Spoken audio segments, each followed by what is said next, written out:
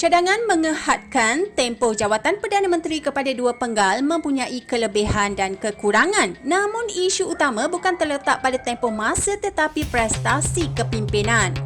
Jangan lupa subscribe Source Food Channel, kemudian like dan tinggalkan komen-komen yang bermanfaat untuk bacaan semua orang dan nantikan pelbagai lagi berita-berita viral daripada politik, hiburan dan viral isu. Bye!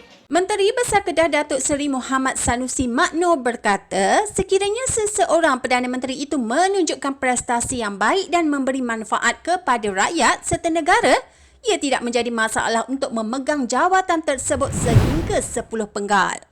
Kalau prestasi Perdana Menteri bagus, berapa penggal pun tak mengapa. Sehingga 10 tahun, 10 penggal pun tak ada masalah. Kalau prestasi PM itu tidak bagus, tak payah tunggu habis 1 penggal, katanya. Sanusi berkata, hak penggal boleh merugikan negara sekiranya seorang pemimpin yang dilantik pada usia muda, misalnya 40 tahun terbukti cemerlang tetapi tidak boleh dilantik semula hanya kerana kekangan perundangan tersebut.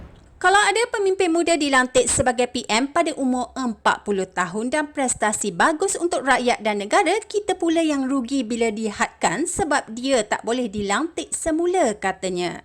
Tambah beliau, Anwar yang kini berusia 79 tahun mungkin sesuai dihadkan kepada 2 penggal kerana jika dilantik pada penggal berikutnya, usia beliau akan mencecah sekitar 85 atau 86 tahun pada penghujung tempoh tersebut.